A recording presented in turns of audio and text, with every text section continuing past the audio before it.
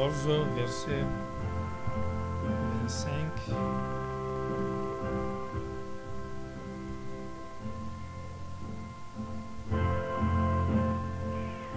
Du Matthieu.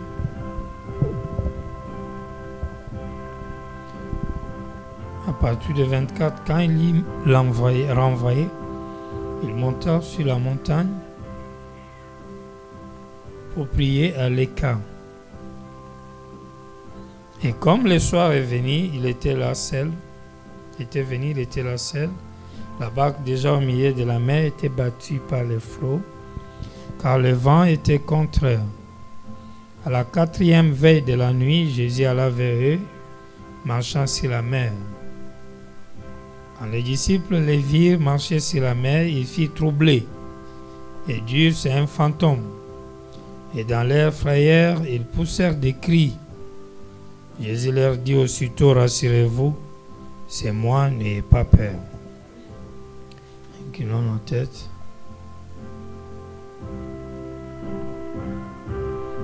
Seigneur Dieu, nous te demandons de vivifier ces Écritures pour nous et de nous donner l'entendement spirituel par l'esprit de la prophétie. Dans le nom du Seigneur William Aaron Branham, Amen.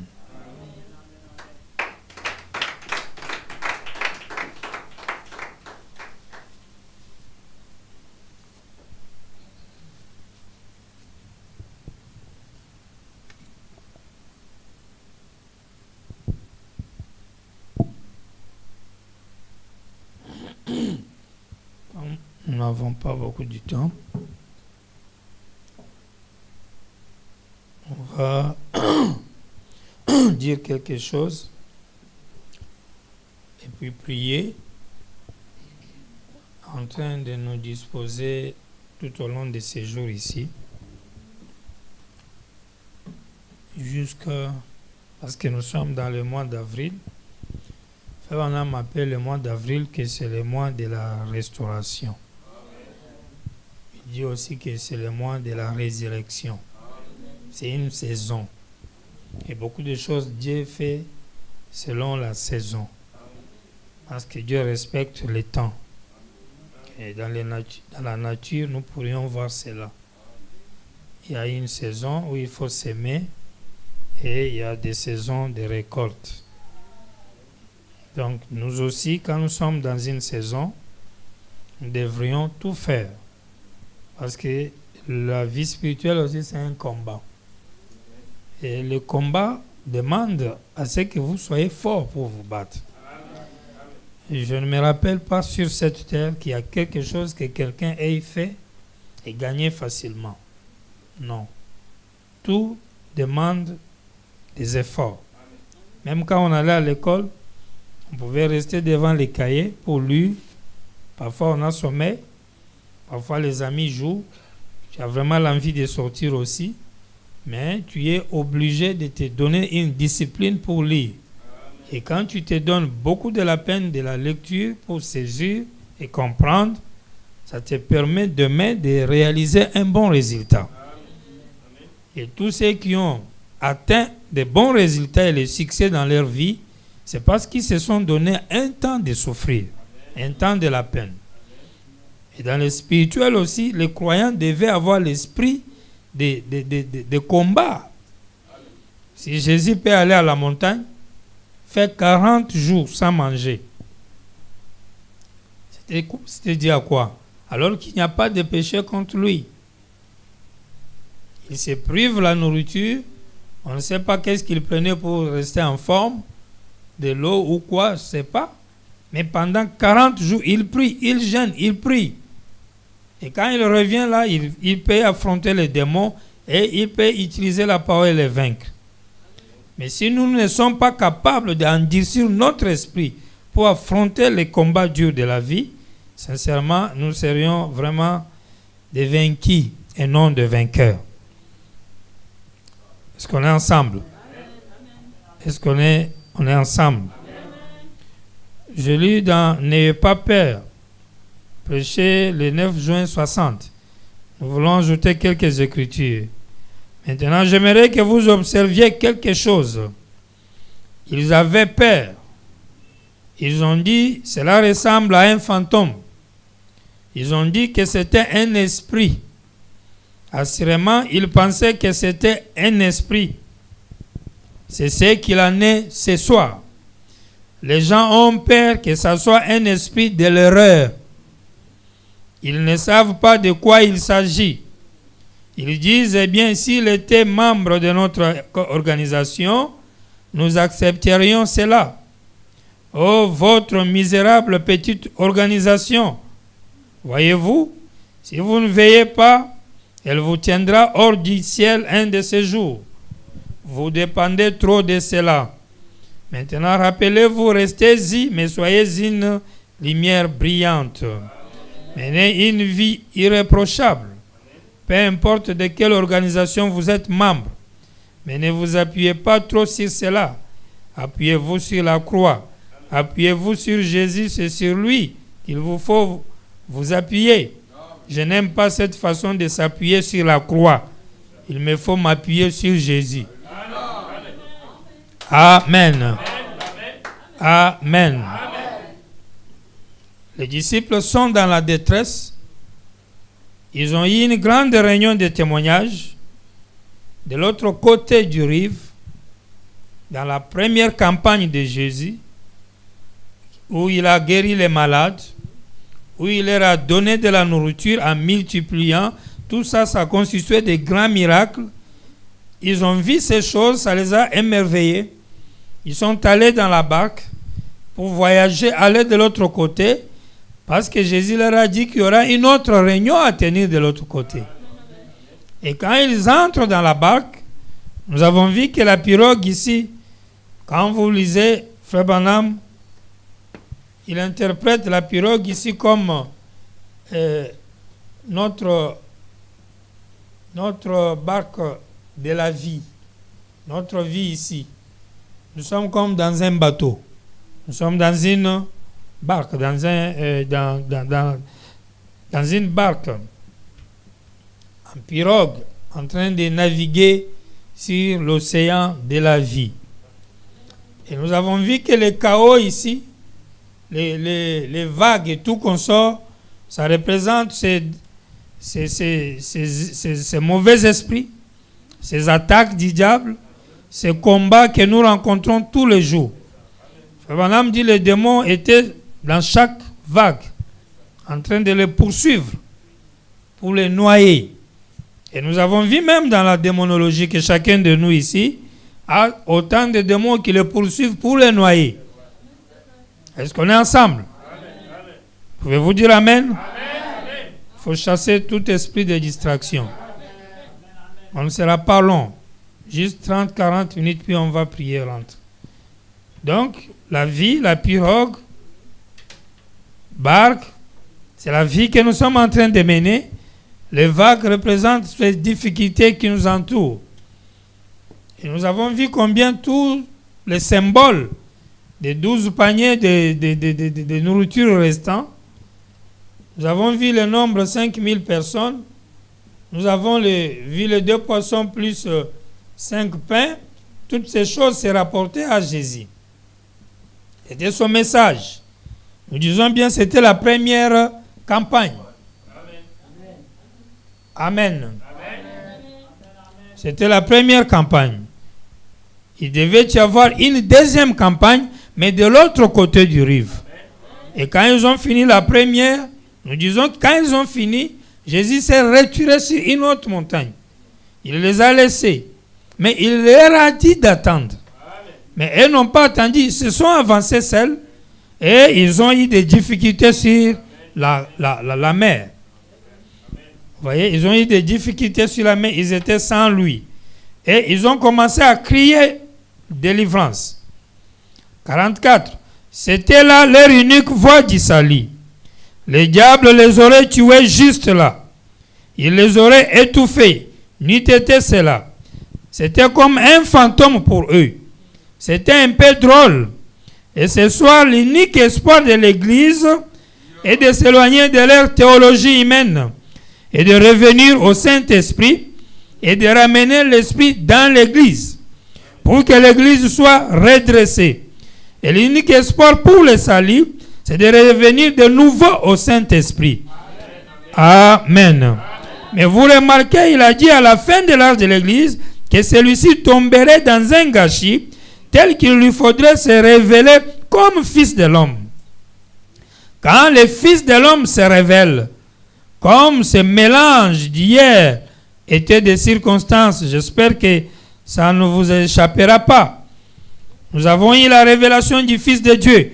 Là, je suis dans Messieurs et dans aujourd'hui, cette écriture est accomplie.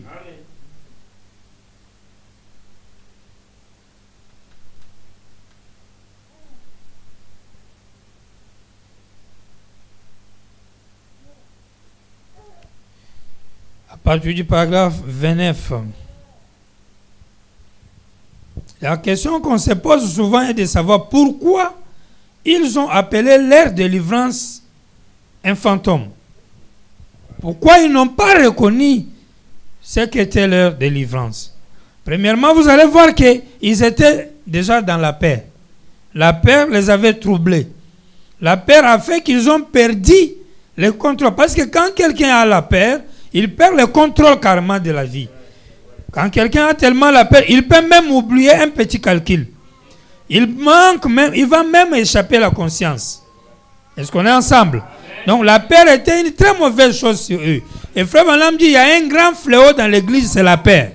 Et la peur vient du diable. Dieu ne donne jamais à ses enfants la peur. Dieu n'effraie pas ses enfants. Dieu donne à ses enfants la sainte crainte de Dieu. C'est un respect. Est-ce qu'on est ensemble? C'est un respect. Il n'y a pas la peur. Vous n'allez jamais voir Frère Branham dire, quand l'ange du Seigneur venait vers moi, je tremblais de la peur. Non, j'avais une sainte crainte. Il avait la crainte de Dieu. Il avait une crainte sacrée. Est-ce qu'on est ensemble? Tandis que le diable, lui, effraie les gens. Et il effraie dans leur tête. C'est pourquoi quand Pierre lui a dit, Seigneur, si c'est toi, ordonne que je marche. Quand Pierre a pu marcher, le diable lui a donné la peur et cela l'a bloqué. Il ne pouvait plus avancer. Et Frère Branham dit, il aurait dû se confier sur le fait qu'il lui avait aidé à marcher dans le premier pas. Parce qu'il dit, si Dieu vous a aidé à débuter un pas, il peut vous amener à terminer un pas. Amen. Mais quand vous êtes dans cette marche, le diable vient effrayer les gens. Et ça refroidit, ça crée la peur. Il dit, donc remarquez ce qui s'est passé ici quand il est arrivé. Comment il s'est fait connaître. Ne pourrais-je pas dire ceci? Si seulement j'avais été vigilant, vous voyez, le frère a prophétisé quand il m'a dit ce qu'il a dit aujourd'hui.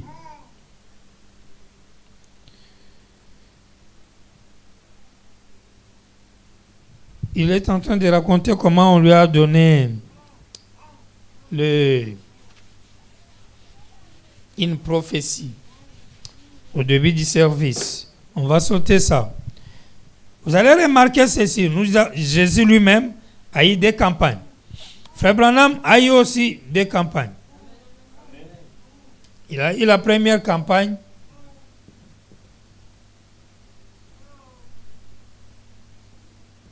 Que nous avons souvent appelé le premier apogée.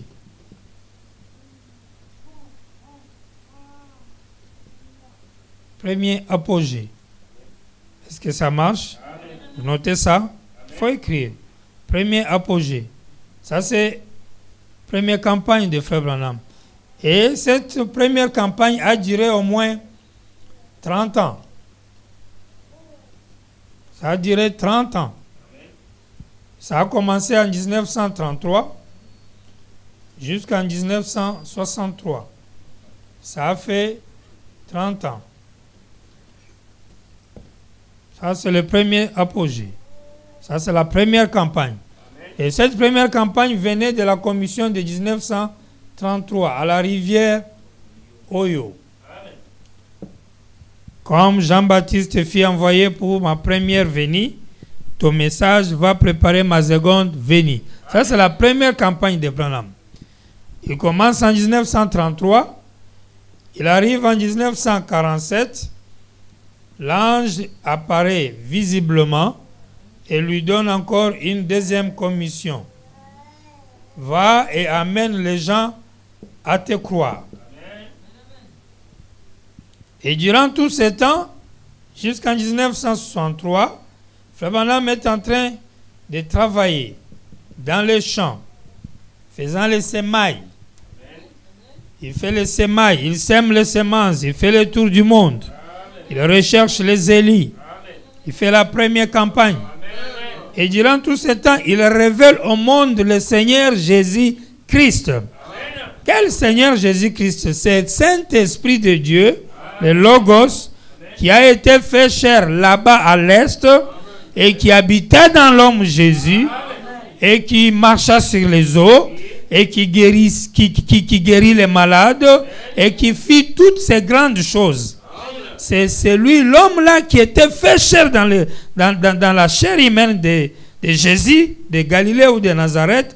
Cet homme-là, lui aussi, s'est appelé Jésus de Nazareth. Il s'est appelé Seigneur Jésus-Christ. Frère Branham l'appelle toujours l'ange de l'alliance. Vous voyez? Et il est le Fils de Dieu, la colonne de feu, le Saint-Esprit. Donc, tout au long des âges, il fut appelé ainsi. Et quand Frère Branham est venu, il est venu pour les révéler. Est-ce qu'on est ensemble?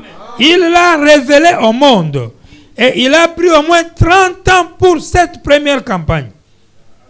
Et dans cette première campagne, il y avait beaucoup de miracles. Il y a eu des guérisons divines de toutes sortes. Il y a eu des miracles plus que Jésus dans sa première campagne. Dans le réveil de l'autre côté des États-Unis, à la côte ouest. Et il doit y avoir pour Frère Branham un autre réveil de l'autre côté des rives, c'est-à-dire en l'outre-mer, et précisément vers les Africains. Là, il y aura un autre réveil là-bas. Le réveil de l'autre côté des rives, c'est un réveil africain. C'est un réveil qui suit les gens de l'autre côté, appelés la fois passée les indigènes. Amen. Parce qu'eux aussi, ils criaient à Dieu. Ils cherchaient eux aussi la délivrance. C'est pourquoi ils adoraient Dieu dans les idoles, dans des choses imaginaires. Ils avaient vraiment soif du Dieu vivant. Et Frère Branham dit son message est pour ces gens-là. Vous voyez, elles ne sont pas dans les premiers réveils. Les premiers réveils a eu lieu aux États-Unis, a eu lieu dans d'autres pays qu'il a visités, mais l'Afrique attendait un réveil aussi. Et je vais vous informer que l'autre réveil, au-delà du rive, c'est le réveil de l'épouse. Celui-là n'est pas du premier et du deuxième poule. Celui-là, c'est un réveil de 7 tonnerres. Amen. C'est le réveil de 7 tonnerres. Et c'est un réveil qui concerne l'âme. Ça ne concerne pas le corps et l'esprit. Parce que les 2 premiers poules, c'est le corps et l'esprit. Est-ce qu'on est ensemble? Tu touches quelqu'un qui est malade, la maladie apparaît sur le corps et la maladie entre dans la chair de Frère Branham et Frère Branham détruit cette maladie dans sa chair et il dit à la personne tu es guérie. La maladie disparaît sur son corps, puis il dit à la personne tu es guérie. Si la maladie n'est pas disparue sur son corps, il dit tu n'es pas guéri, donc continue à croire. Est-ce qu'on est ensemble? Ça, c'est le premier pôle. Le deuxième pôle, c'est discerner les esprits cachés dans les cœurs des gens. Ça, c'est le premier réveil. De l'autre côté des USA. Ça, c'est la première campagne. Comme pour Jésus. Est-ce qu'on est ensemble? Et quand cette première campagne prend fin, lisons quelque chose qui est arrivé dans cette première campagne. Je vais lire un témoignage ici de Frère Branham.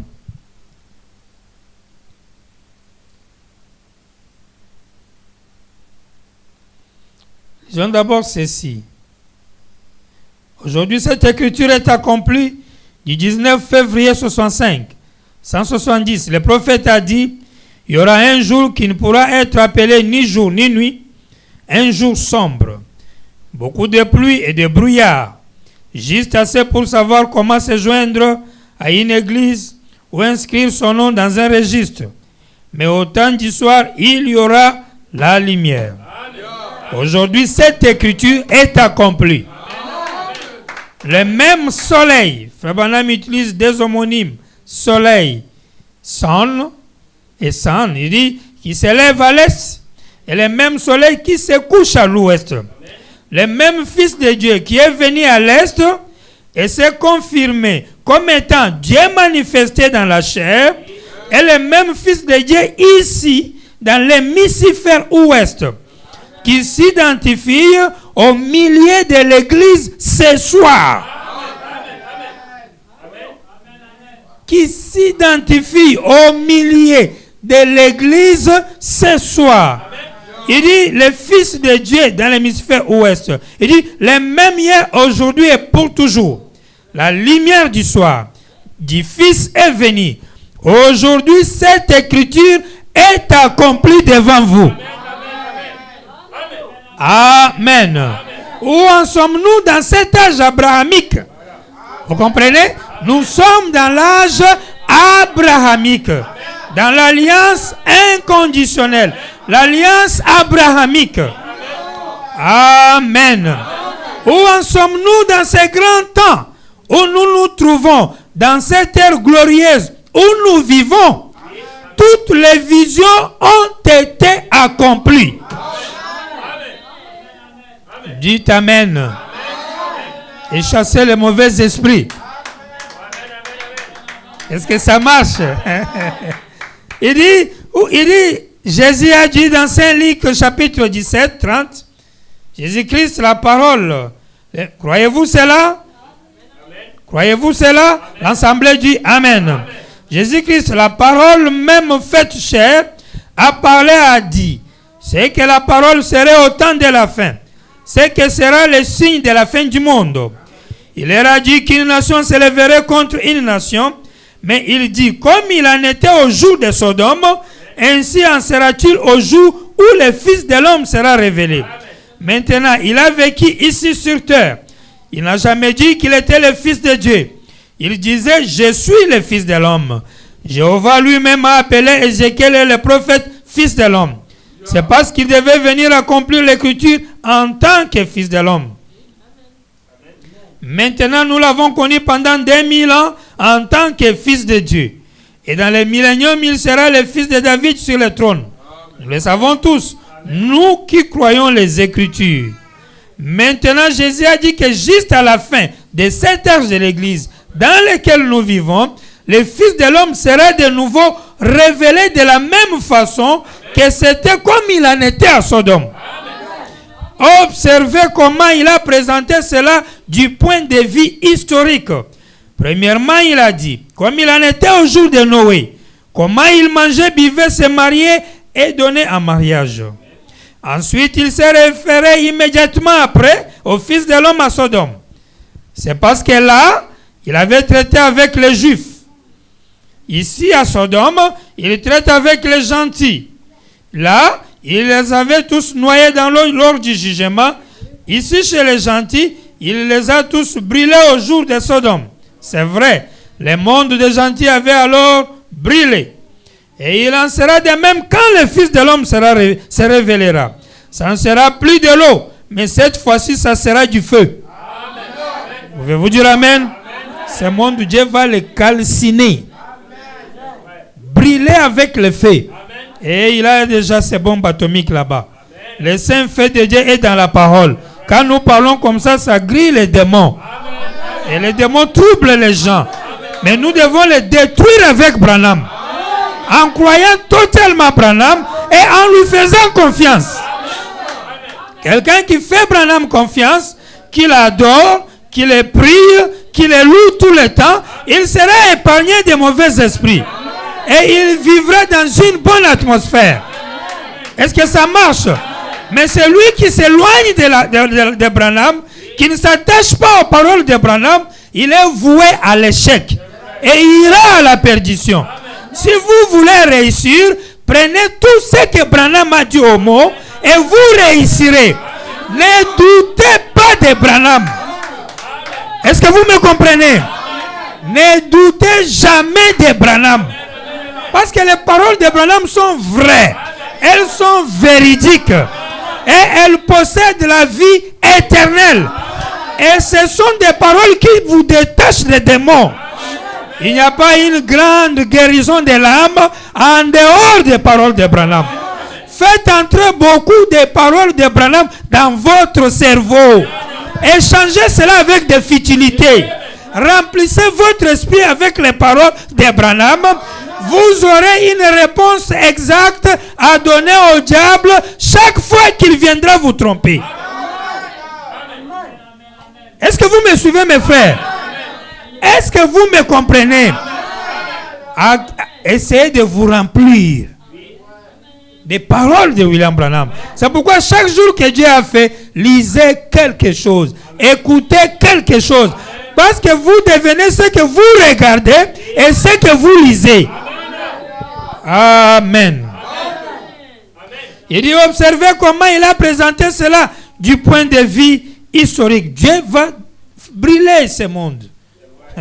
Personne ne l'arrêtera. Les volcans sont là. S'il veut utiliser les volcans, on est encore foutu. C'est du feu vrai. La terre elle-même, c'est du feu. La terre, c'est un morceau du soleil qui s'est seulement refroidi en s'éloignant du soleil. Mais c'est du feu.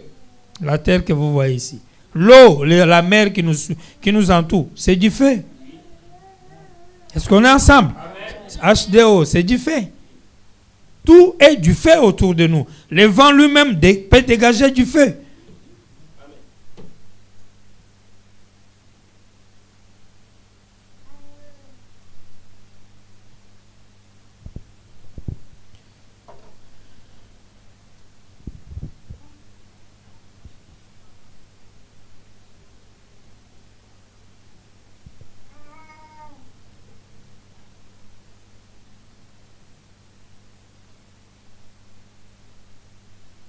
Il dit ceci. Nous savons que le monde est dans une condition sodomite. Est-ce vrai? Là, on est dans le paragraphe 192. L'Assemblée dit Amen. Nous acceptons cela. Mais qu'en est-il du signe d'Abraham? C'est lui qui attendait le fils promis. Ça n'était un autre. Souvenez-vous, ils avaient une Sodome. Ils avaient leur messager. Et Abraham avait un messager à lui. Il y a eu Sodome. Il y a eu Oral Robert. Ou bien il y a eu les deux messagers, les deux anges qui sont allés à Sodome. Il dit, pendant qu'il était assis là, 3 hommes vers se dirigeant vers lui. 2 d'entre eux descendirent à Sodome et leur prêchèrent l'évangile à Lot et aux autres pour sortir. Est-ce vrai? L'Assemblée dit Amen. L'Assemblée dit Amen.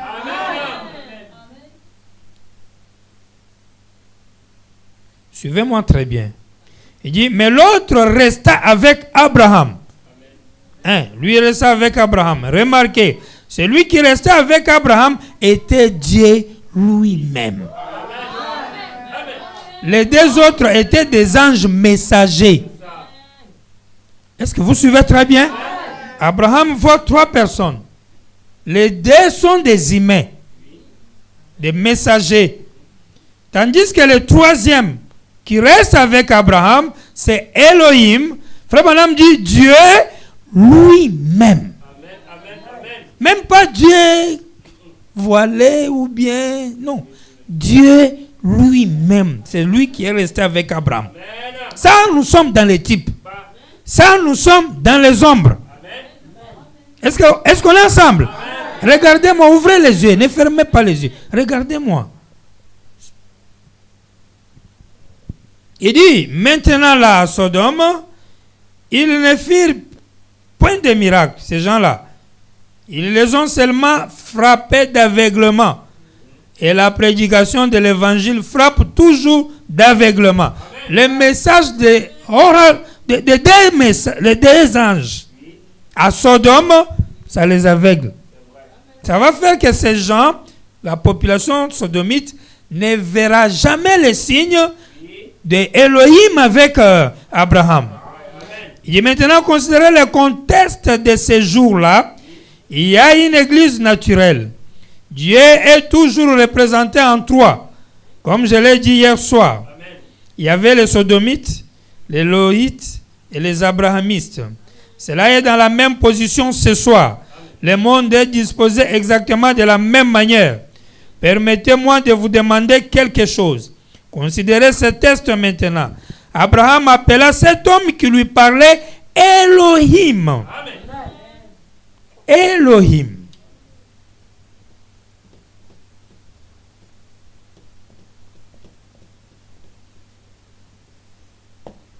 Elohim. Amen. Qui veut dire mon Seigneur. Mon Seigneur. Amen. Vous suivez très bien? Amen.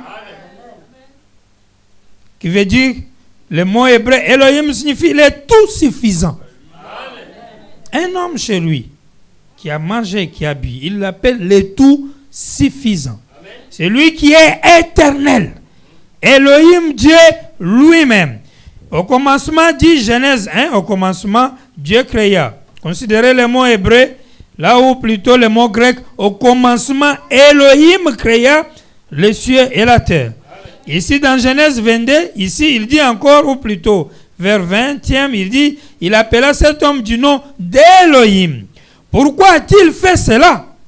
Dieu, représenté dans une chair humaine, s'est assis auprès d'Abraham, a mangé un sandwich au veau, a bu du lait et a mangé du pain. Dieu lui-même. Ça, frère Branham insiste. Genèse 18, 20, 22, tout ça. Il a mangé le pain, Dieu, Elohim, le tout suffisant, lui-même, sur la terre, debout, comme un homme, dans la maison d'Abraham. Et il est descendu du ciel accompagné de 2 anges. Il envoie les 2 anges à Sodome. Lui reste avec Abraham. Amen. Amen.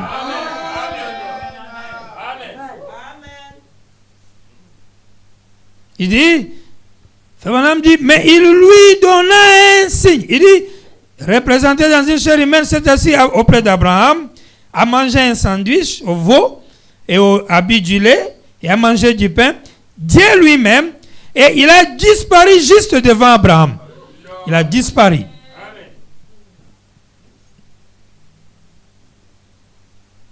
Mais il lui donna un signe, remarquez. Et ce signe était qu'il avait son dos tourné à la tente.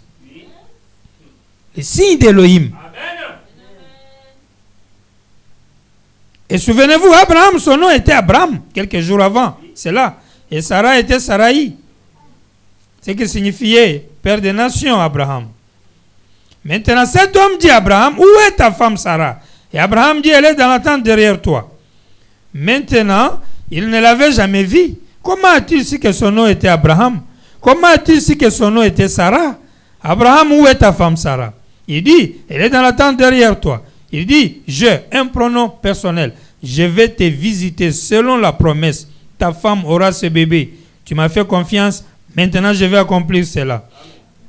Et Sarah, dans la tente derrière, avec une oreille indiscrète ou une oreille tendue pour écouter la causerie des hommes qui étaient là-bas. Elle avait une oreille tendue pour écouter.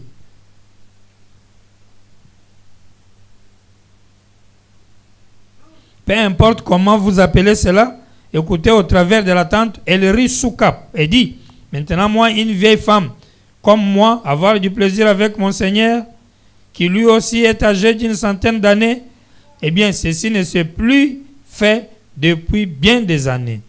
Et l'homme assis là, dans la chair humaine, mangeait, buvait et mangeait comme un homme ordinaire, avec de la poussière sur ses habits, et il avait de la poussière sur ses pieds, et Abraham avait lavé cela. Amen. Amen. Cet homme a marché. Il vient du ciel très loin. Et il a commencé un voyage à pied. Depuis l'endroit où il est descendu du ciel. Et il marche pour aller chez Abraham. Tout au long de la route en marchant, il a eu de la poussière sur son corps. Et aux pieds. Et Abraham a pris de l'eau, il lui a lavé les pieds. Il a enlevé les poussières sur lui. Amen. Est-ce que ça marche, mes frères? Il lave les poussières sur Elohim. Elohim ne s'enlève pas lui-même les poussières. Les poussières, quand ils ont vu Elohim, ils n'ont pas eu peur d'Elohim. Dites Amen, mes sœurs. Mais les poussières se sont attachées sur Elohim et Abraham a enlevé ça. Si aujourd'hui l'écriture s'accomplit, Elohim va venir avec les poussières et vous devez enlever ça. C'est pourquoi vous voyez quelques poussières sur Elohim. Oh, j'ai fait mentir Méda. Oh, je suis né dans les péchés et mon papa avait l'alcool. Tout ça, c'est les poussières sur Elohim. Pourquoi? Il a eu ça en marchant sur la terre.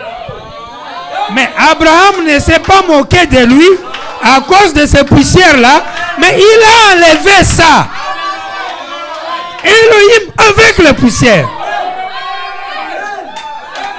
Est-ce qu'on est ensemble, mes frères? Dieu lui-même poussiéré, tacheté par les voyages. Et Abraham prend l'eau, enlève ça. Alors savez-vous que l'eau représente la parole? Abraham prend la parole pour nettoyer Elohim, enlever les saletés sur Elohim, les poussières. Amen. Merci Seigneur. Cela nous rend de même que les enfants de Sem et Japhet qui ont pris la couverture et ils se sont cachés pour ne pas voir la nudité de leur père. Ce n'est pas ces impolis qui pensent que Frère Branham peut commettre des erreurs. Oui, il peut se tromper. Oui, il peut donner des prophéties qui ne vont pas s'accomplir. Non, ce sont des gens totalement hors sens. Parce que Frère Branham est la perfection. Et vous devez croire ça du plus profond de votre cœur. C'est ça le salut, mes frères. C'est ça l'authentique expiation. C'est ce qui peut vous rendre tout puissant. En croyant fermement à Branham. Et en mettant toute sa parole dans votre cerveau, dans votre connaissance. Parce que dans la stature d'un homme parfait, il y a la connaissance. Et vous devez avoir la connaissance. Ce n'est pas les dons qui vont chasser le diable. Ce n'est pas les émotions qui chassent le diable. Ce n'est pas le diable qui vient vers toi, tu lui dis, je suis fils de Dieu, quitte-la. Non. Quand il vient vers toi dans la pensée, et il te dit une fausseté, et une parole en toi pour lui instituer. Mais si vous êtes main vide, vous êtes embrouillé. Et vous allez être choqués comme les disciples. Les vagues de la vie vont les emporter. Et quand ça va t'emporter, tu vas appeler ta délivrance erreur. Madame dit, ils ont appelé leur Seigneur l'esprit d'erreur. Fantôme, un mauvais esprit. Pourquoi? Parce que dans l'habituel, on ne peut pas voir un homme marchant sur les eaux. Ça aussi, c'est un élément.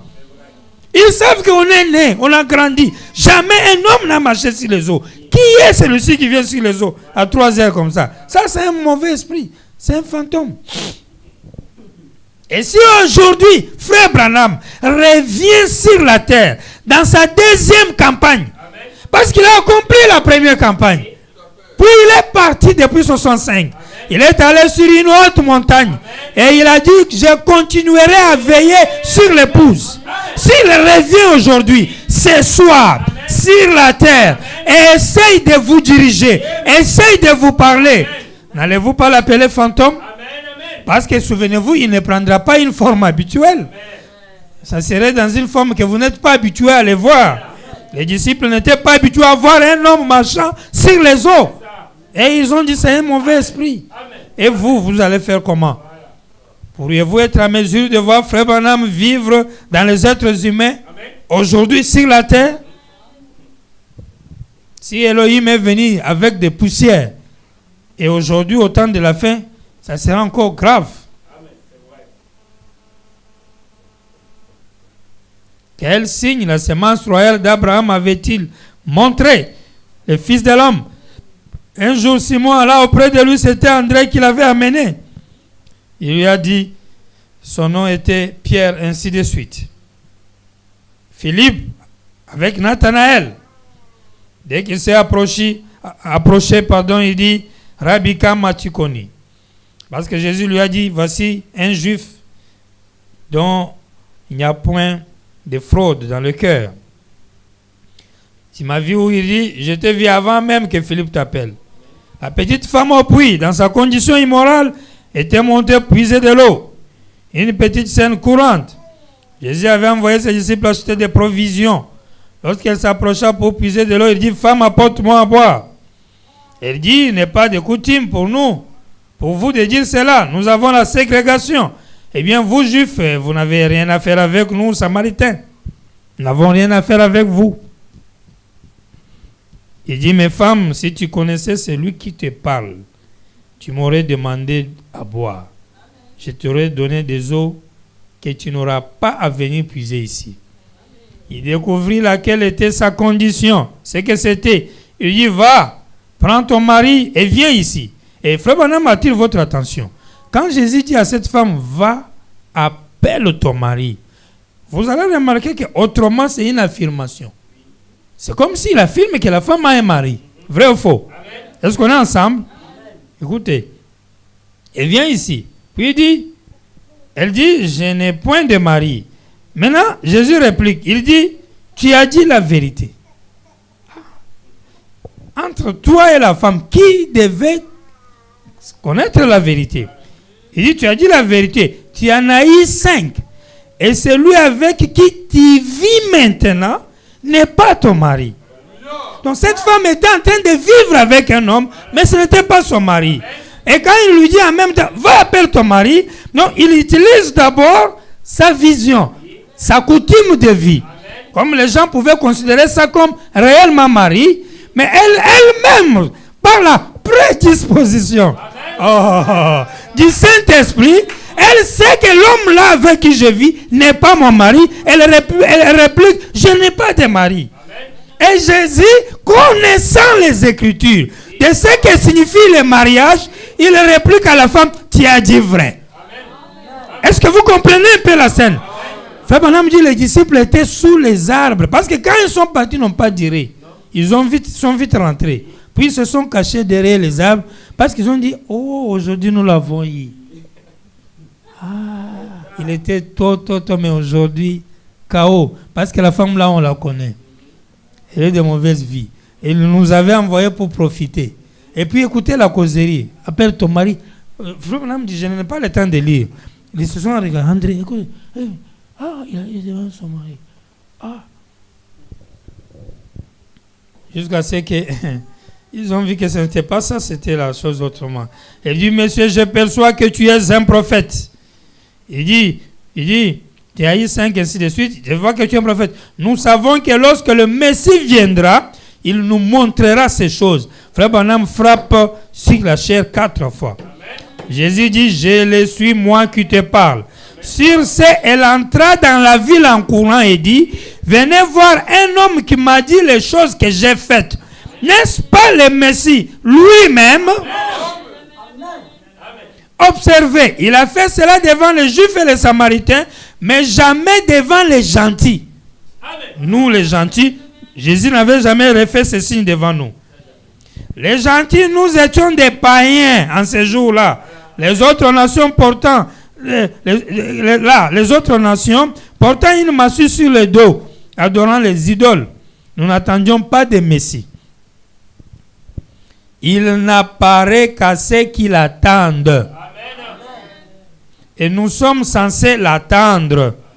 Mais ceux qui prétendaient l'attendre, l'Église elle-même, lorsqu'ils virent cela s'accomplir, il dit, il est un démon. Il est un diseur de bonne aventure. Un Belzébul. Et Jésus a dit que ses péchés leur seraient pardonnés parce qu'ils n'étaient pas encore morts. Mais dit-il, un jour le Saint-Esprit viendra faire la même chose et prononcer un seul mot contre cela, ça ne serait jamais pardonné. Il s'agit de ces jours ici, où toutes les paroles doivent former un tout cohérent. Prononcer un mot contre cela, ça ne sera jamais pardonné. Dans ce monde, ni dans le monde à venir. Pouvez-vous dire amen à ça? Le péché mortel qu'il faut éviter. Un mot contre la maison Branham. Ni maintenant, ni dans le monde à venir. C'était la semence royale d'Abraham. Et ici, cette semence royale d'Abraham qui est venue à cause de l'identification de cet homme assis là avec Abraham vient confirmer que c'était le même Dieu qui a promis pour ce jour ici. Comme il en était au jour de Sodome, ainsi en sera-t-il à la venue du Fils de l'homme, lorsqu'il se révélera comme Fils de l'homme. Amen. Amen. Voici le jour où cette écriture doit s'accomplir. C'est aujourd'hui. Considérez les conditions dans lesquelles nous sommes aujourd'hui. Considérez l'Église. Considérez les jours. Considérez toutes les prophéties. Maintenant, chose étrange. Nos visiteurs doivent alors être là. Si les conditions sont les mêmes qu'à Sodome, il y en a eu 3. 3 hommes remarquables envoyés du ciel. Nous admettrons cela.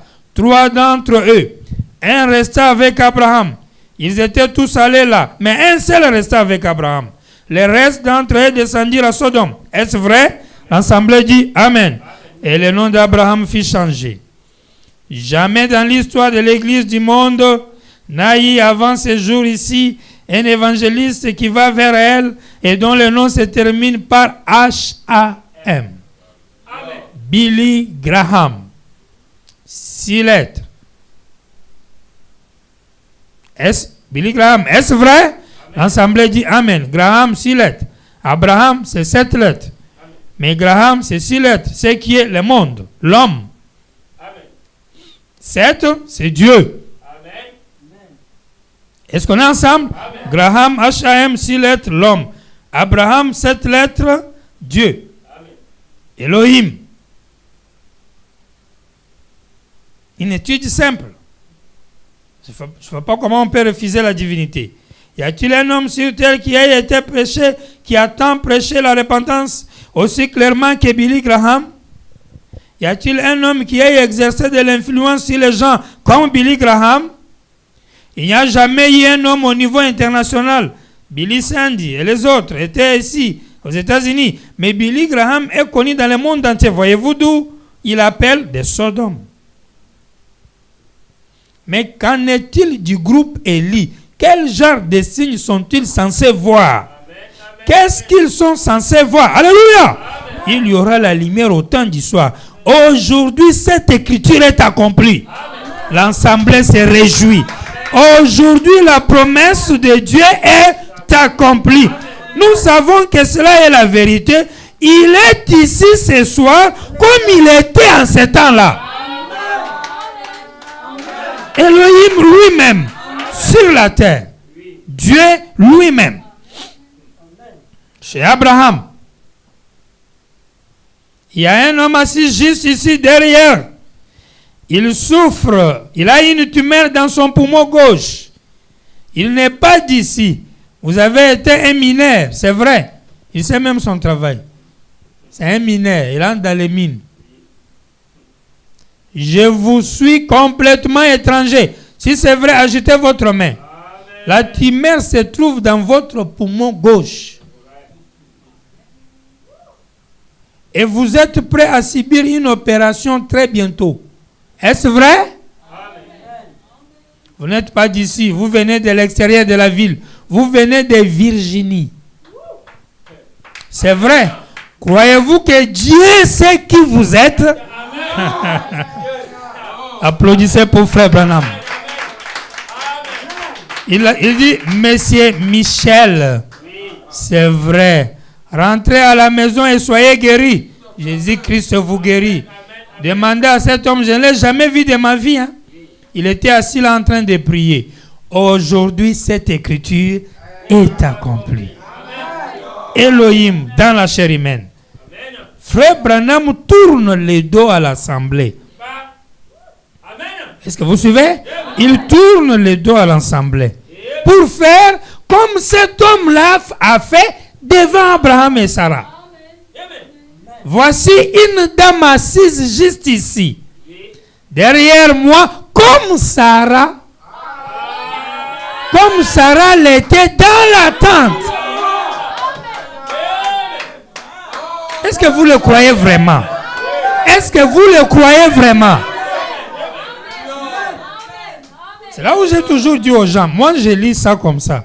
Maintenant vous venez me dire, non, Frère Billy Paul a dit, Branham n'est pas Dieu. Non, moi je vais laisser ça pour prendre ce que Frère Billy Paul a dit. Ou bien non, Frère Branham m'a dit, Frère Joseph est prophète. Comme il est prophète, il a dit adorer c'est du diable, restez, peut-être suivez les bandes, n'écoutez pas Branham, mais j'ai tout ça. Moi, je vais maintenant prendre ça, les César. Où est-ce que je vais mettre ces écritures? Et quand je me présenterai devant Frère Branham, je vais lui présenter quoi? Les paroles de Frère Joseph, de Frère Billy Paul, de Frère Julien, de Frère Zoé, ou bien les paroles de Branham lui-même. Parce que pour calmer Dieu, il faut amener à Dieu Dieu. Est-ce que vous êtes ensemble? Si tu vas à la maison de Dieu, tu toques.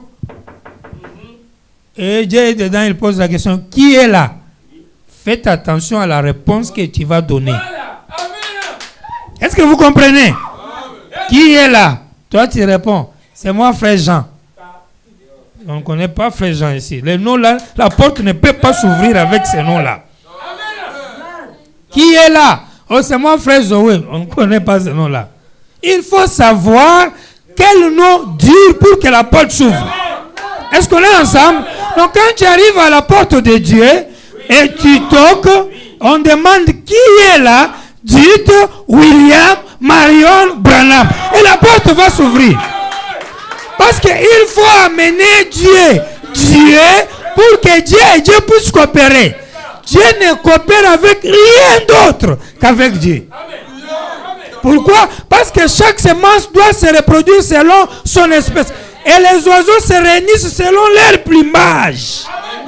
Les gens habitent ensemble selon l'esprit qui est en eux. Ils ont les intérêts communs. C'est pourquoi ils s'unissent. Ils forment une compagnie. Et quand on n'a pas les intérêts communs, on se disloque. Est-ce qu'on est ensemble? Est-ce qu'on est ensemble? Que Dieu vous bénisse. Frère Branham dit, comme Sarah l'était dans la tente, elle prie pour une fille. Tenez-vous debout. La fille n'est pas ici, elle est ailleurs, la fille. Vous êtes dans le même cas qu'une femme qui était venue auprès de Jésus. Elle avait une femme qui était violemment tourmentée par un démon. La fille est possédée de démons. Elle n'est pas ici. Elle vient de... Vous venez de la Caroline du Nord. Croyez-vous cela? Et c'est la vérité, n'est-ce pas, Madame Order? Vous pouvez rentrer chez vous. Si vous croyez de tout votre cœur, vous trouverez votre fille comme on avait trouvé autrefois. Ah! Donc ça, c'est la même personne qui était là-bas. Sinon, par quelle assurance il va parler comme ça? C'est pourquoi il a raison de vous dire, n'ayez pas peur, c'est moi. Il a raison de dire ça. Et c'est grave d'avoir Dieu dans les mains et de l'appeler encore fantôme. Et vous l'appelez fantôme sans le savoir. Sinon, pourquoi vous avez peur? Si vous étiez vraiment sûr que Branham est Dieu et que vous le possédez, d'où viendraient vos troubles? Pourquoi vous serez troublés? Parce que les disciples étaient troublés, parce que le maître était absent. Et il y avait des flots. Est-ce qu'on est ensemble? Un jour, ils avaient le maître dans la barque et le maître dormait, il était fatigué. Il y a eu aussi des agitations. Ils ont essayé par eux-mêmes rien. Mais ils savaient que le maître est là. Et ils ont dit, maître, mais tu dors, on meurt ici. Ça, c'est Pierre. Il était un brutal. Il dit, maître, tu ne fais que dormir. On est en train de mourir ici. C'est pourquoi le jour là, Frère Branham dit, quand une femme est venue pour toucher Jésus, dans la foi, il a touché, ça a touché Jésus. C'est qu'une femme l'a touché. Puis il a dit, mais qui m'a touché? Frère Branham dit, maître a dit, mais... Et Pierre a dit, mais tout le monde te touche. Qu'est-ce que ça veut dire qui m'a touché? Oui, mais c'est pas normal. Tout le monde te touche, toi tu poses la question qui m'a touché. Il ne saisissait pas de quoi s'agit-il. Jésus dit, toi tu me brutalises, attends bientôt. Tu vas me renier 3 fois. Mais comme tu es prédestiné à la vie éternelle, je vais te pardonner. Est-ce que ça marche, mes frères? Et quand tu seras affermi, il faut consoler mes brebis, il faut paître mes brebis. Et quand il a eu le Saint-Esprit, Pierre qui a renié là, Dieu voulait faire voir la différence entre quand on n'a pas le Saint-Esprit, comment on peut renier sa foi, et quand on a le Saint-Esprit, comment on peut sortir devant les gens et dire aux pharisiens là, à qui est-ce que je vais obéir, Dieu ou bien vous les hommes? Et on les lie, on les fouette, on les fragilise, on les met en prison. En prison, ils prêchent. On les libère, ils continuent. Jusqu'à ce qu'il dit, maintenant il faut me tuer. À la croix comme mon sauveur. Mais moi, mettez la tête en bas, les pieds en l'air. Je ne vais pas mourir comme lui était mort. Vous pouvez comprendre? Ils étaient des humains comme nous. Mais ils avaient vu Dieu. Ils avaient tellement confiance en Dieu que personne ne pouvait les ravir ça. Ce qui nous fait mal, nous, et qui nous trouble, nous ne croyons rien. Dieu est juste une ombre dans notre tête. Et dès qu'il n'y a pas lui dedans, Dieu devient... Si vous le faites descendre dans votre cœur, ça devient encre. Peu importe que le bateau puisse faire comme ça. Quand ça fait comme ça, toi, tu es en train de rire. C'est comme un enfant. Mais prenez un bébé, amène-le dans un bateau sur l'eau. L'eau est en train de faire brouiller, il va pleurer. Il va rire, il va voir l'eau. Toi-même, tu vas dire, mais toi, tu es quoi? Tu ne sais pas mon bébé qu'on est en train de mourir, mon bébé. Lui, il rit. Et alors que vous êtes le bébé de Dieu. Et si vous êtes le bébé de Dieu, parce que la Bible a dit, il cache ces choses aux sages et aux intelligents et il les révèle aux petits-enfants. Donc vous êtes des petits-enfants. Et Jésus a dit, le royaume des cieux est pour ceux qui sont comme des petits-enfants. Pourquoi vous avez peur? Alors que vous avez vu Elohim. Elohim lui-même. Il dit à cette femme, il y a un témoignage ici, Frère Branham parle de Frère Evans.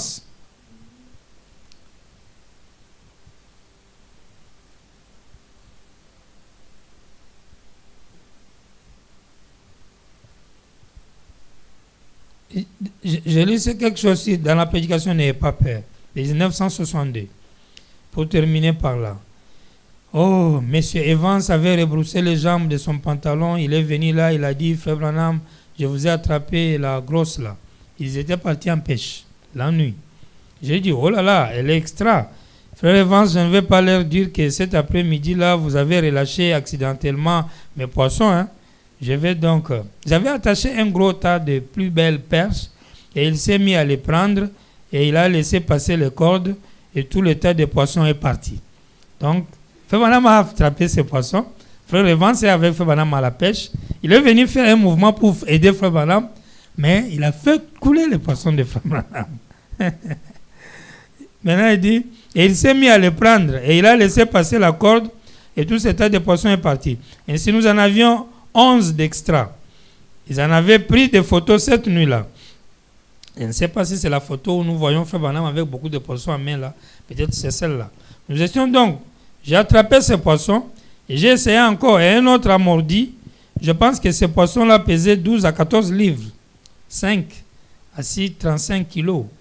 6,35 kilos. Un achigan avec une très large bouche. Et ce dernier se battait dans l'eau. Et j'essayais de le prendre comme cela. J'ai dit non, ce n'est pas lui. Alors je l'ai fatigué. Il pesait environ 7 à 8 livres. 3 à 4 kilos. Je l'ai remonté vers la barge, là où se trouvaient les tuyaux et tout le reste. Il a dit un instant, Frère Branham, je vais le saisir pour vous. J'ai dit, ne vous en faites pas, je peux l'amener. Mais Frère Vance a voulu faire pour Frère Branham. Mais il a juste sauté dans l'eau avec les jambes de son pantalon rebroussé, comme cela. Et à peine avait-il sauté qu'il a fait un bond en arrière. Un crottal de sable l'avait mordi. Et juste au pied, sur le côté à la jambe. Eh bien, je n'ai jamais vu quelqu'un ressentir de telles douleurs dans si peu de temps. Cela vous paralyse presque et fait geler vos os en vous. C'est un très mauvais serpent. On l'appelle serpent de Assonette. Il gèle vos os, vos sangs. Vous devenez comme une pierre. À quelques secondes, tu meurs. J'étais là à un endroit reculé. M. Vance pesait près de 200 livres, environ 100 kilos. Et devoir porter cet homme sur mon dos à travers ces marais, c'était la seule chose possible à faire. L'amener jusqu'à la voiture, à une distance d'environ 2 miles, 3 kilomètres. Ils ont laissé la voiture. Suivez bien. Hein? Ils ont laissé la voiture à 3 kilomètres.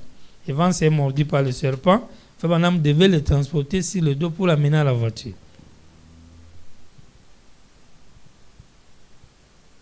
Eh bien, il serrait les dents et j'ai regardé, j'ai vu que ça faisait à peu près un pouce de large, ou presque cela, des crocs avaient mordi jusqu'en plein dans ses pieds. Et son frère marchait avec un arceau sous ses pieds. Et ce n'était pas à plus de 200 yards, 183 mètres, de l'endroit où il avait été mordu par un crottal de sable. Son frère a été mordu aussi par un crottal de sable. Eh bien, son frère n'est pas un chrétien. Il est allé rester étendu à l'hôpital pendant je ne sais combien de jours, de semaines et de mois après. Il avait toujours un arceau à l'aide duquel il marchait pendant longtemps.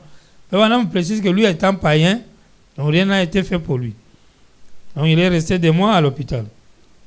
Et il est resté avec un handicap. Et ce serpent, son état mordu, frère Evans, c'est juste comme je me suis dit, oh Dieu, que pouvons-nous faire? Et cette écriture m'est venue à l'esprit. Ils marcheront sur la tête des scorpions et des serpents et rien ne leur fera de mal. Amen. Vous voyez la connaissance des Écritures? Amen. Quand il y a un problème, ça vient, ça vous permet d'agir. Il dit, et j'ai posé ma main là-dessus, j'ai dit, Père Céleste, nous sommes dans un état d'urgence. Et tu as un secours qui ne manque jamais en temps de détresse. Amen. Et tu as dit que rien ne fera du mal à ses croyants. Amen. Et ses frères est un croyant. Et j'implore ta miséricorde. Eh bien, ces douleurs se sont arrêtées. Ou il a cessé de cet ordre de douleur. Je pensais que c'était par respect à ma prière. Et quand j'ai terminé, il a dit, aucune douleur nulle part. Il s'est levé et a continué à pécher. Nous avons péché tout le reste de la journée. Et c'est ça, ce soir-là, vers 23h, nous exhibions ce poisson. Et son frère est arrivé, il lui racontait cela. Et son frère, qui était un pécheur, a dit, Welch, c'est très bien d'être religieux, mais ce n'est pas très bien d'être fou. Il a dit, va aussi vite que possible à l'hôpital recevoir des soins médicaux. Hein. Sinon, tu seras comme moi. M. Evans lui a dit, regarde mon frère, c'est arrivé ce matin vers 10h. Et Dieu m'a gardé sans que je n'éprouve de douleur. Il est environ 22h ce soir. Si Dieu peut me garder jusqu'ici, il peut me garder le reste du chemin. Est-ce qu'on est ensemble? Est-ce que c'est vrai? Monsieur Evans, il ne pouvait rien répliquer. L'homme se tenait au milieu des gens. Est-ce qu'on est ensemble? Oh, il est toujours Dieu, mes amis, voyez-vous. Cet homme a effectué les déplacements, lui et sa famille, chaque fois que je suis au tabernacle. Et parfois, c'est pendant des semaines, parcourant 1500 miles, 2414 km pour aller à l'église. Frère Branham, chaque dimanche de culte, il quitte chez lui vendredi. Il roule pour arriver samedi, repos dimanche, il adore. Lundi, il reprend pour rentrer chez lui, aller au travail.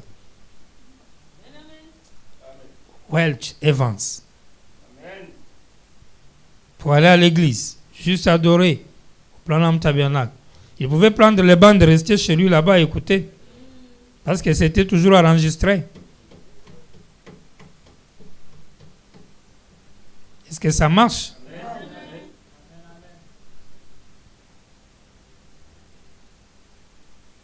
Il dit, ils travaillent dans l'automobile. Ils font un si long trajet pour écouter l'évangile. Et tant de choses pourraient être dites. Et voici le moment que je commence à prier pour les malades. Et vous savez, un jour, on a volé sa voiture. Il est venu voir Frère Branham, on a volé ma voiture. Frère Branham s'est rappelé, ah bon, cette voiture qui fait des 1000 km pour venir écouter là-bas, on a volé. Et j'ai envoyé le Saint-Esprit arrêter le volet. Et les voleurs ont ramené la voiture. Mais si cette voiture était là pour aller chercher les gens à transporter, je ne sais pas, pour boire, ou bien pour faire des loisirs et des choses du monde, pensez-vous que Frère Branham allait dire... Et nous, aujourd'hui, on peut aussi dire, Frère Branham, ma voiture, j'ai pris, on a volé. Est-ce que ta voiture fait la même chose que ce que Vance faisait? Pour que Dieu fasse... Parce que Dieu fait les mêmes choses quand les mêmes conditions sont réunies. Sur les mêmes bases. Amen. Parce qu'il ne change pas son système. Est-ce qu'on est ensemble? Il ne change pas son système. Chaque fois qu'il y a les mêmes conditions, C'est pourquoi quand vous avez la connaissance, vous aurez rapidement la réponse aux prières. Parce que quand tu pries Dieu, si tu veux même lui donner un verset, prends le verset, donne un exemple qui correspond. Trouve-toi être dans les mêmes conditions que cette personne, que l'exemple que tu prends là. Si tu fais ça, tu l'as eu. Il ne peut aller ni à gauche ni à droite. Est-ce qu'on est ensemble? Il n'ira ni à gauche ni à droite. Tu vas le bloquer. Tu vas le bloquer. Mais si tu prends un exemple qui ne correspond pas à toi, quand tu avais été Jéhovah juré pour Abraham, tu avais été Jéhovah juré pour Abraham, alors qu'il était là-bas, tu lui as donné les béliers, il n'a pas tué Isaac. Alors toi aussi, sois Jéhovah juré pour moi, je suis dans les besoins, etc. Il y a quelqu'un dehors. Et imaginez-vous, si c'est le cas, Dieu a été Jéhovah juré pour Abraham, il doit être Jéhovah juré pour toi. C'est une bonne chose. Mais tu sais, avant qu'il ne soit Jéhovah juré pour Abraham, c'est ce qui est arrivé.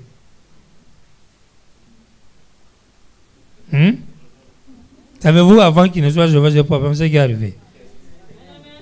D'abord, je vais te donner un enfant. Attente 25 ans. 1 an, non. 2, 5, 10, 15, 20, 25. Il attend. Il ne murmure même pas. Il ne s'est jamais levé un matin, il a dit, Sarah, comment tu vois cette affaire-là? Ça dirait, hein? Tu es sûr qu'il va vraiment faire ça? La Bible dit, chaque fois que les jours passaient, Abraham disait toujours, c'est prêt. Plus les jours passent, plus il dit, ça se rapproche.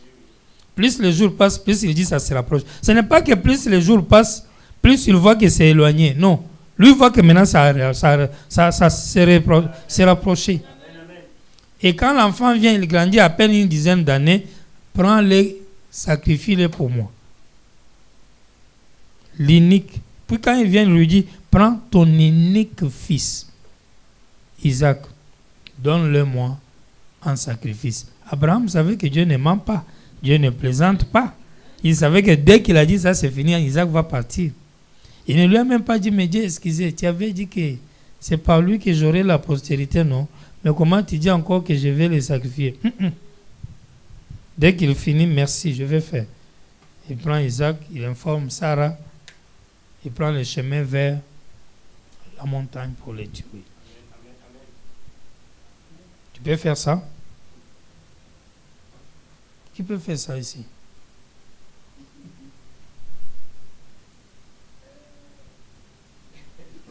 Qui peut faire?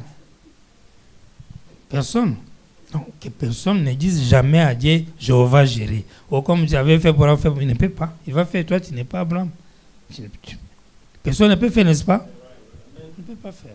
Tout le monde, non, tout le monde. Si Dieu vient te demander ton fils unique, que tu aimes plus, la chose, là où tu as mis ton cœur, dit donne-moi. Tu vas lui donner. Alors pourquoi parler de Jéhovah juré? Non, c'est classé. Pas Jéhovah juré. Ne le fera jamais pour toi. Dites à Dieu, Dieu, il faut faire pour moi comme tu avais fait peut-être à Shadrach, Meshach, Abednego. Vous avez protégé contre les sorciers, contre les feux. Toi qui les avais protégés dans les feux, protège-moi contre les sorciers, la magie et les mauvais esprits. Mais tu sais ce que les Shadrach, Meshach, Abednego ont fait avant que Dieu les protège? Le roi dit, viens et adorez la statue. La statue l'a fait à l'image de Daniel. Ils n'ont même pas dit, mais ça quand même, ça ressemble à notre frère. Notre Dieu a dit, n'adorez jamais les statues. Vous êtes dans un pays étranger. Ici, ce n'est pas chez vous. Vous êtes des Juifs. Ici, vous êtes à Babylone, en Irak, de l'autre côté. Pas question, on n'adore pas les dieux étrangers. Même si on est ailleurs, on reste Juif.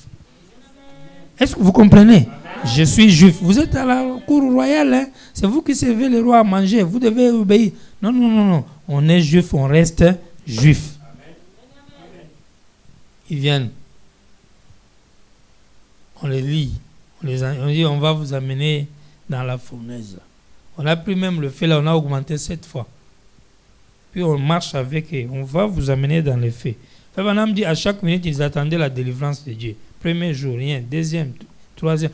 Aujourd'hui, c'est aujourd'hui on vous amène aux faits. Ils s'attendaient que Dieu viendra le matin faire quelque chose. Rien. On les a amenés jusqu'à, voilà la porte de la fournaise. Shadrach, Meshach, Abednego, vous dites quoi? Non, on ne va pas adorer votre Dieu. Une chose dit, point. Ce n'est pas, on ne peut Dieu nous pardonnerait, ça c'est le fait. Tu vois. On va mourir, hein. On n'a qu'à adorer un peu, mais on va demander à Dieu pardon. C'est pas comme ça. On les a pris. La Bible dit quand on les a jetés dans le feu, les gens même qui les jetaient là, les flammes de feu les ont calcinés. Maintenant, eux qu'on jetait, ils allaient être comment? Mais quand ils tombent dans le feu, à la minute où on les jette dans le feu, Dieu dit au ciel, le vent de l'Est et du Nord vient. Il appelle sa voiture.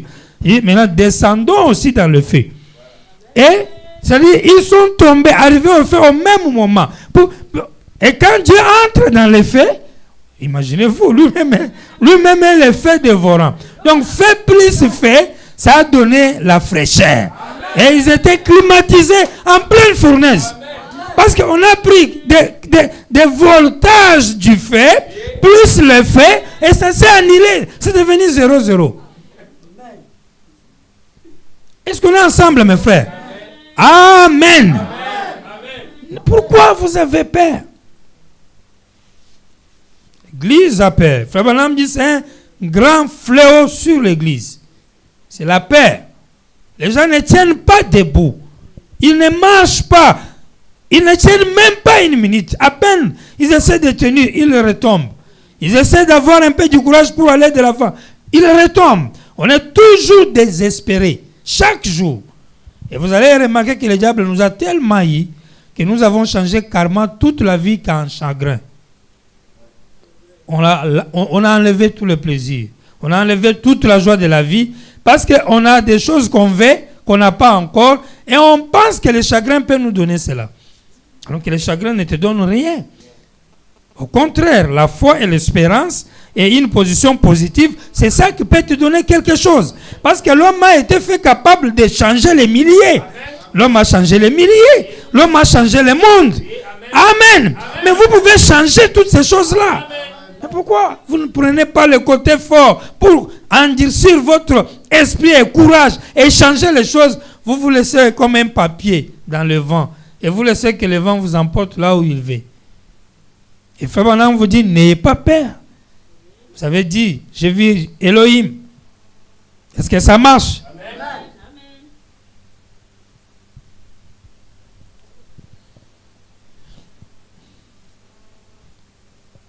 Vous avez vu Dieu, vous avez vu tout ce qu'il fallait voir. Mais après, c'est la peur qui s'installe. Et là, les vagues dans les bateaux de la vie.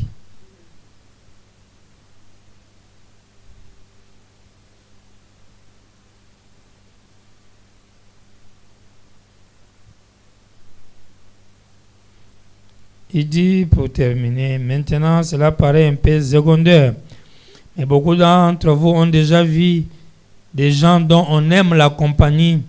Et vous avez vu des gens qui sont des braves gens, mais dont il vous est difficile de supporter la compagnie. Voyez-vous, vous êtes un créateur d'atmosphère autour de vous.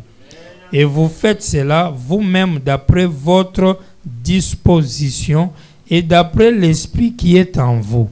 Et c'est exactement ce que me disait ma vieille mère qui est du Sud et qui vient de partir au ciel il y a quelques mois. Amen. Elle est partie au ciel. Elle disait, Billy, qui se ressemble, s'assemble. C'est juste. Ainsi, les corbeaux, les charognards et les colombes ne peuvent pas communier les uns avec les autres. Leurs régimes alimentaires sont différents. Voyez-vous, ils ne peuvent pas manger la même nourriture. Et c'est ce qu'il en est dans les rangs des chrétiens. Nous nous réunissons comme ceci, nous nous assemblons parce que nous avons des choses en commun. Nous aimons simplement venir aux réunions. Vous aimez voir votre pasteur monter les marches et vous l'aimez parce que vous savez qu'il va prier pour votre maison et l'honorer. Sa présence compte beaucoup pour vous. Vous aimez appeler vos enfants, les réunir tout autour, afin que les bénédictions du pasteur soient sur les enfants.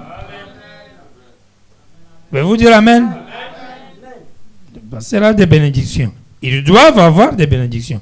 Et lorsque vous rendez visite, vous aimez lire la Bible. Pas vous rendez visite, vous aimez parler des crises, des manques d'argent et des difficultés et des problèmes des uns et des autres. Vous lisez la Bible. C'est ça les croyants. Il dit, vous lisez la Bible. Parce que vous avez des choses en commun. Oh, Église devrait être la chose la plus glorieuse. Cette communion, combien c'est là? Il y a des années au tabernacle, nous chantions. Lorsque j'étais passé du tabernacle missionnaire baptiste à Jeffersonville, nous chantons ces vieux cantiques. Bénis soient les liens qui unissent nos cœurs dans l'amour chrétien. Bénis soient les liens qui unissent nos cœurs à Christ. La communion. Vous connaissez ça? On va apprendre ça un jour. Donc c'était ça ce que devait être l'Église. Et il dit ceci en terminant. Ils s'associent avec des chrétiens, des hommes ayant un même esprit. Ils communiaient. Ils s'en allaient s'éloignant sur la mer. Les disciples. Paragraphe 5 ans.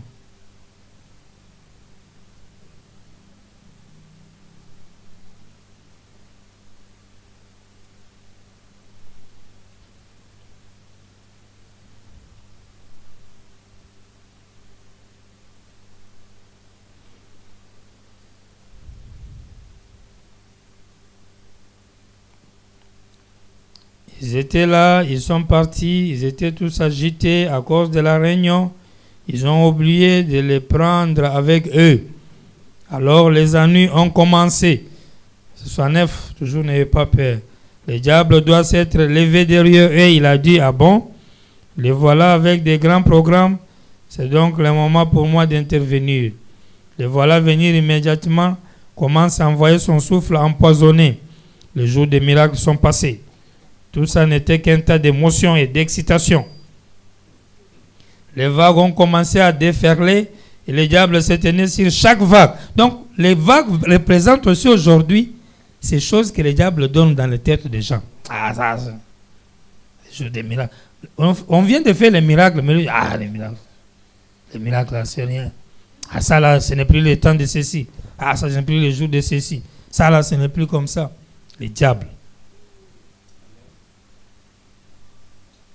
Parce qu'il embobine les âmes des gens.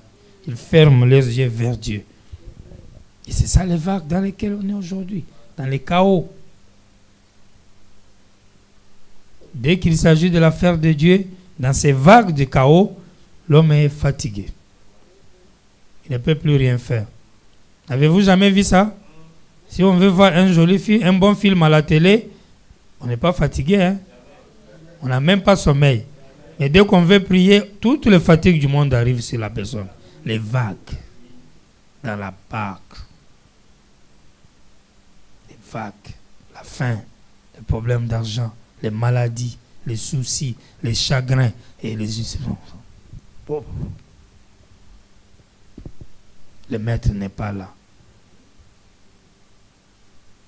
Et quand les maîtres commencent à venir, oh, c'est un fantôme. Ils étaient tellement embrouillés par la peur qu'ils ne pouvaient même pas reconnaître leur maître.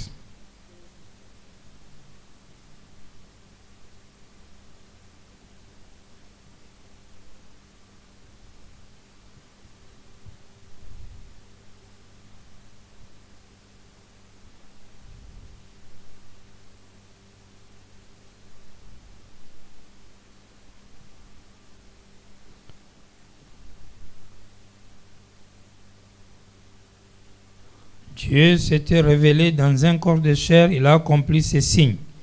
La raison pour laquelle Dieu n'a pas ôté la vie à Sarah, il ne pouvait pas le faire car elle était une partie d'Abraham. Ça, c'est le paragraphe 59. Dis bien, Jésus a dit, ce qui arriva du temps de Sodome arrivera de même à la venue du Fils de l'homme. Qu'est-ce? Dieu, Jéhovah, manifesté dans la chair humaine. Et aujourd'hui, le Saint-Esprit, Dieu, dans les derniers jours, juste avant la destruction, ou avant que la terre ne soit consumée par le feu, comme il allait consumer la terre à Sodome, nous avons des évangélistes modernes qui parcourent le pays dans l'église naturelle, et le Saint-Esprit est entré dans la chair humaine. L'église, c'est le signe pour les gentils. Amen. Et à l'heure même où il n'y avait plus d'espoir pour cette église qui était remplie d'eau et qui allait à la dérive, les voici venir marchant directement vers eux. Et ils ont eu peur de lui. Quand il était leur guérisseur de l'autre côté de rive, ils avaient la joie de le voir nourrir 5000 personnes, de le voir guérir les malades. Mais quand il vient marchant sur les eaux, savez-vous ce que signifie les eaux? Les êtres humains. Donc il doit être leur roi. Il doit régner sur les gens. Quand il vient comme fils de David pour régner sur eux, c'est un fantôme. Quand il leur guérissait, il était leur Seigneur. Là, il était merveilleux. Ils ont même fait les réunions de témoignages. Abraham dit même aujourd'hui, nous tous ici, nous voulons que Dieu soit notre guérisseur. Qui veut que Dieu soit son guérisseur? Très bien. Qui veut que Dieu soit celui qui les bénit, qui lui donne l'argent, qui les protège, amen, qui les garde, qui les conduit. Amen, amen. Mais qui veut que Dieu soit son roi, son Seigneur? Savez-vous ce qui veut dire être son Seigneur? Cela veut dire que vous ne prendrez plus aucune décision à partir d'aujourd'hui. C'est ça, frère, quand on te baptisait, ce qu'on disait, non? Vous acceptez ça? Amen. Vous dites Amen. Amen. Vous dites que vous n'allez plus prendre une décision. Amen. C'est lui qui va décider à votre place. Vous êtes sûr de ça? Amen. Mais c'est ça qu'on appelle fantôme. C'est ça qu'on appelle fantôme. On l'aime quand il bénit. Il m'a donné l'argent. Il m'a guéri. Ça, c'est la campagne de l'autre côté du rive. Mais quand il vient pour marcher sur les eaux, si toi tu es en bas, lui doit te piétiner. Bah, les eaux représentent les humains. Vas-tu l'appeler fantôme?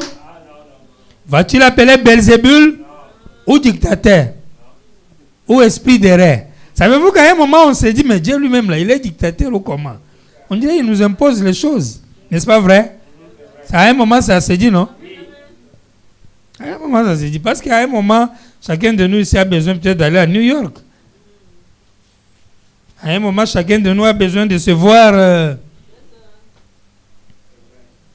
C'est pas vrai? C'est vrai, non? Mais beaucoup de choses qu'on veut, est-ce qu'il nous donne? Parfois même, nous voulons ce chemin. Lui, te révèle notre chemin. Est-ce que nous aimons ça? Et vous allez l'appeler comment? Toi, tu ne t'appellerais pas fantôme. Toi, tu peux l'appeler autre chose. N'est-ce pas? On peut être dans la même situation que les disciples ce soir. On va condamner les disciples. Mais vous êtes comment? Vous appelez votre maître fantôme. Alors qu'il vient de vous sauver. Il vient de faire comme si. Il vient vers vous, vous l'appelez fantôme. Est-ce que toi et moi, ne pourrions-nous pas nous aussi l'appeler fantôme? Que le Seigneur vous bénisse.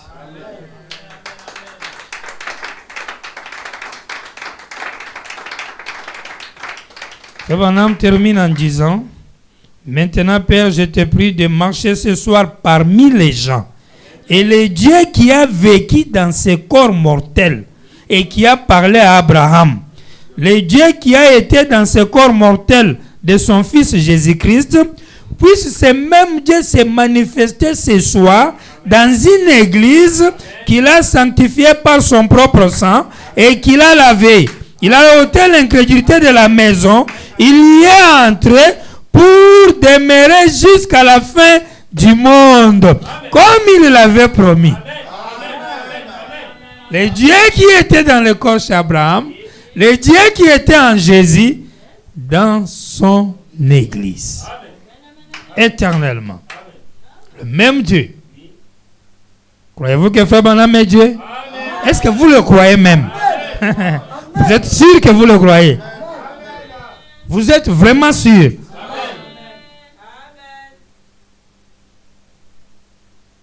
Et vous le faites confiance? Vous lui faites confiance? Si je lui fais confiance, si je suis le fils du roi, je lui fais confiance, est-ce que je peux me plaindre? Je vais juste prier. Je vais juste demander. Parce qu'il m'a dit, celui qui demande reçoit. Et il ajoute, on ouvrira à celui qui va frapper. Ça, c'est un ordre. Hein? Il dit, celui qui cherche, trouve. Ce n'est pas qu'il pourra trouver, non. Celui qui cherche, trouve. Donc, c'est un ordre. Que le Seigneur vous bénisse. Amen.